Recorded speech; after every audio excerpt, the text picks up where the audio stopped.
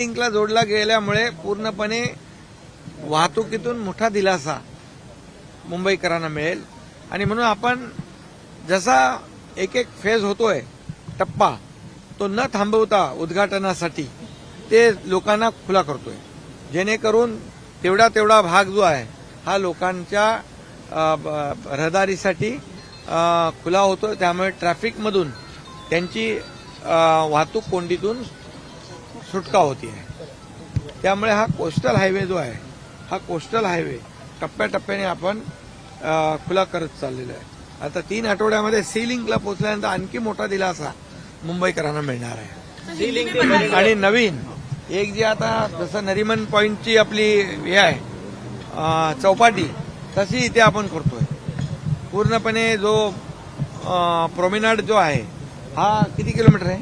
जवळपास 7 किलोमीटर 7.5 किलोमीटरचा एक मोठा स्ट्रेच जो आहे हा चौपाटीसारखा लोकांना त्याचाही आनंद घेता येईल। त्या बाजूला गार्डन होईल, मध्ये मेडियनमध्ये गार्डन होईल आणि आपण जो हा आहे आपला रेसकोर्स आहे, रेसकोर्सचं 120 एकरचं जे सेंट्रल पार्क आहे, मुंबई सेंट्रल पार्क इंटरनॅशनल लेवलचं करतो, वर्ल्ड क्लास, ते देखील आपण सबवेच्या माध्यमातून याला जोडतोय। म्हणजे जवळपास 300 एकराचं मोठं सेंट्रल पार्क मुंबईकरांना वापरायला मिळेल। हा फार मोठा प्रकल्प होणार आहे। सर, आज आप रिव्ह्यू कर रहे हैं मरीन ड्राईव्हवरती पर्यंतचा हा रोड जो आहे तो आता लोकांसाठी खुला करण्यात आलेला आहे का? हो, बिलकुल। आणि तो बिंदू माधव चौकच्या पुढे आलोय आपण, हो पुढे गेलोय, त्यामुळे 400 मीटर पुढे आलेलो आहे। आणि हा रस्ता झाल्यानंतर हे सगळे स्पॉट आहेत हे सगळे बायपास होणार, त्यामुळे सरळ माणूस जाईल इथून डायरेक्ट सी लिंक वरून एअरपोर्ट। सर, आप आज रिव्ह्यू करने आए हैं कोस्टल रोड का, हा पूल बांधावा जोडावा म्हणून जसे प्रयत्न करताय तसे परवाच्या विधान परिषदेसाठी सुद्धा तुम्ही पूल बांधताय, काय बायपास का ह्याच्यामध्ये होणार आहे त्या पूल बांधणीच्या? सिलिंग मरीन ड्राईव्ह म्हणजे वर्लीला वळसा घालून जावं लागेल आता डायरेक्ट थेट, त्यामुळे तो पूल बांधला जाईल व्यवस्थित आणि त्याच्यामध्ये काही मध्ये अडथळे नाही आहेत, ते तो डायरेक्ट जोडला जाईल। आणि जसं आमच्या लोकांना अपेक्षित स्पीड आहे गाडीचा, विजयाचा म्हणेन मी। सर, हिंदी में बता दीजिए, आज कोस्टल रोड की रिव्यू आप कर रहे हैं, क्या कहना चाहेंगे? कब तक ये कोस्टल रोड जो है मुंबई वासियों के लिए बहुत ही एक रिलीफ देने वाला, लोगों को राहत देने वाला ये प्रकल्प है। जैसे जैसे ये बन रहा है वैसे वैसे उसको ओपनिंग के लिए उसका इंतजार नहीं हो रहा है, क्योंकि लोगों को ये जल्द से जल्द प्रकल्प जो है यूज करने के लिए देना चाहिए। तो आज हाजी अली पॉइंट से लेके बिंदु माधव चौक के 400 मीटर आगे तक ये रोड जुड़ रहा है। अभी ये जो रोड है ये सी लिंक तक जुड़ेगा 3 हफ्ते में। तो ये सब जितने भी ट्रैफिक के पॉइंट है ये सब बायपास हो जाएंगे। अट्रिया मॉल है, बिंदु माधव चौक है आणि अजून एक स्पॉट है तिथे लोटस जेटी, तो ये सब बाईपास हो जाएंगे। तो सीधे लोग ट्रेवल करेंगे सी लिंक से एयरपोर्ट आगे। और इसलिए ये जो आज का है ये भी बहुत ही महत्वपूर्ण एक फेज है, ये जो स्ट्रेच है इससे भी लोगों को काफी राहत मिलेगी। सर, अपोजिशन एलिज कर रहा है Worli hit and run case में, sir Worli hit and run case में कितना बड़ा गार्डन यहाँ पर। और दूसरी बात है, एक विशेष बात कि यहाँ जो प्रोमेनाड है वो इतना बड़ा गार्डन बनेगा कि महालक्ष्मी रेसकोर्स 120 एकड़ जमीन कारपोरेशन को उन्होंने हैंडओवर की है, वो 120 और ये 100 लगभग 80 ऐसे 300 एकड़ जमीन में world class Mumbai central park होगा, सबवे के साथ जोड़ेंगे हम। तो ये मुंबई में इतना बड़ा गार्डन लोगों के लिए ये पहली बार होता है, ये बहुत बड़ी अचीवमेंट है और एक हिस्टोरिक ये प्रोजेक्ट होगा। इसका भी फायदा लोगों को होगा, क्योंकि मुंबई 24/7 चलती है। थोड़ा तो आराम चाहिए उनको, थोड़ा ऑक्सीजन पार्क चाहिए बड़ा, तो ऑक्सीजन पार्क 300 एकड़ में ये बड़ी अचीवमेंट है, बड़ा प्रकल्प होगा।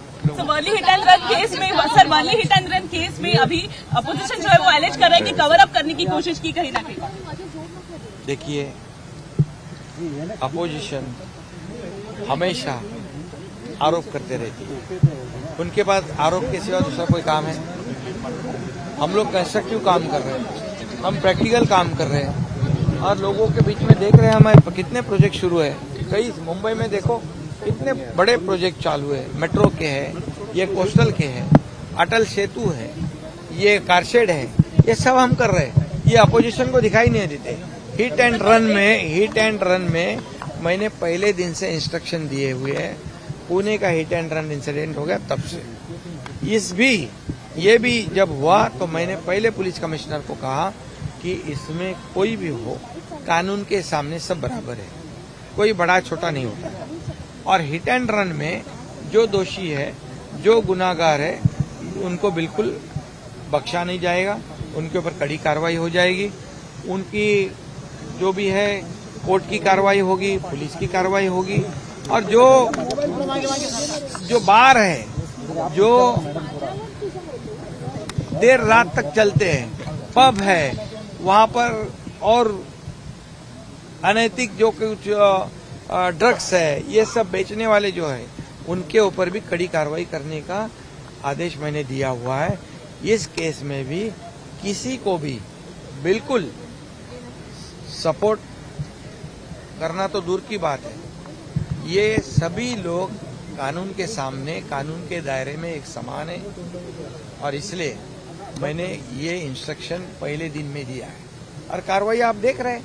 सर, राजेश शाह को आज आपकी पार्टी से निकाला गया, क्यों 4 दिन लग गए उनको पार्टी से निकालते हुए? क्योंकि इतने दिन से तो केस चल ही रहा है, नाम तो सामने आया ही था। देखिए, पार्टी से निकालना, इससे जो गुनाहगार है उसके ऊपर कार्रवाई करना, इसको प्राथमिकता देनी चाहिए। और जो विक्टिम है उनको सपोर्ट करना, ये पहली बात है, वो प्राथमिकता है, उसको प्रायोरिटी देना है। ये पॉलिटिक्स करना है।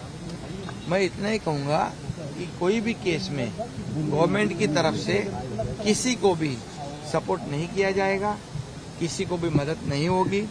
मेरे इंस्ट्रक्शन आपने देखे, पुणे में भी एक्शन हुई है और यहाँ भी आप देख रहे हैं एक्शन हो रही है, एक्शन होगी। किसी को भी छोड़ा नहीं जाएगा। कोई भी इलीगल काम करेगा उसको कानून छोड़ेगा नहीं। सर, क्या आप मुआवजा देंगे? सर, क्या आप मुआवजा देंगे? सर, मुआवजा देंगे? फैमिली के साथ हमारे ही वो परिवार के लोग हैं, ऐसा मैं मानता हूँ। और निश्चित रूप से उनको भी जो सपोर्ट चाहिए, कानूनी सपोर्ट चाहिए, उनको आर्थिक सपोर्ट जो भी है वो कम करें। क्या आप अनाउंस करेंगे सर? दिल्ली में महाराष्ट्र मोठा पुरस्कार दिला जाणार है, 10 लाख रुपए देंगे उनके परिवार को मुख्यमंत्री सहायता निधि से 10 लाख रुपए देंगे। वो हमारे परिवार के लोग हैं और जो भी सपोर्ट उनको लगेगा वो हमको। दिल्ली में महाराष्ट्राला मोठा पुरस्कार मिळालेला आहे। देश पातळीवरती कृषी क्षेत्रामध्ये महाराष्ट्र पहिल्या क्रमांकावर। महाराष्ट्र सरकारला, राज्याला एक अतिशय महत्वाचा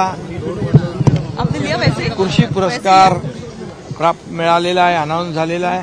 ही महाराष्ट्रातल्या, राज्यातल्या शेतकऱ्यांचा सन्मान आहे, माझ्या सर्व सहकाऱ्यांचा सन्मान आहे, हा संपूर्ण मंत्रिमंडळाचा सन्मान आहे। कारण शेतकऱ्यांसाठी ज्या योजना आपल्या सरकारने सुरू केल्या, आज कृषी क्षेत्रामध्ये जी आपण प्रगती करतोय, जे शेतकऱ्यांचं जीवनमान उंचावण्यासाठी ज्या योजना आपण केलेल्या आहेत आणि जे मोठ्या प्रमाणावर पर्यावरण समतोल राखणं, त्यासाठी मोठ्या प्रमाणावर वृक्षारोपण करणं आणि या कृषी विभागामध्ये नवीन नवीन रिफॉर्म्स आणणं, हे आपलं सरकार करते। त्यामुळे आजचा पुरस्कार मिळाला, मी त्यांना धन्यवाद देतो। बळीराजाला अर्पण करणार